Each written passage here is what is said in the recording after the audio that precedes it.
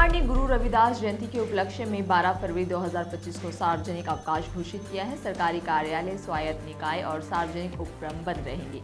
दिल्ली के सरकारी स्कूल भी बुधवार को बंद रहेंगे। गुरु रविदास जी का जन्म वाराणसी में हुआ था और वे जाति भेदभाव और छुआछूत के खिलाफ थे। दिल्ली के उपराज्यपाल वीके सक्सेना ने इस्तीफा देने गई आतिशी सईद कथित तौर पर कहा कि आप यमुना मैया के श्राप के कारण हारे हैं।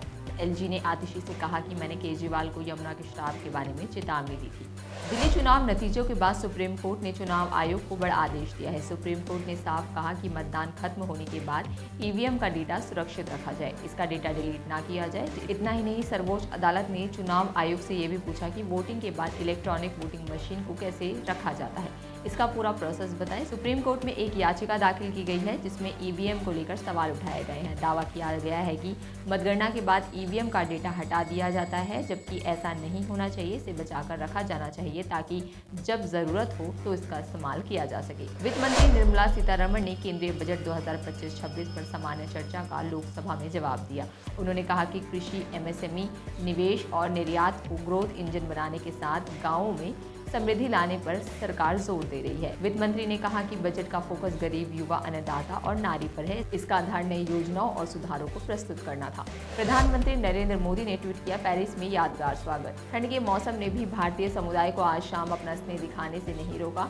हम अपने भारतीय समुदाय के प्रति आभारी हैं और उनकी उपलब्धियों पर गर्व करते हैं। नेशनल टेस्टिंग एजेंसी यानी कि एनटीए ने जेईई मेन 2025 के पेपर 1 के परिणाम घोषित कर दिए हैं। उम्मीदवार अपना परिणाम एनटीए की आधिकारिक वेबसाइट jeimain.nta.nic.in पर देख सकते हैं। वही पेपर 2 के परिणाम बाद में घोषित किए जाएंगे।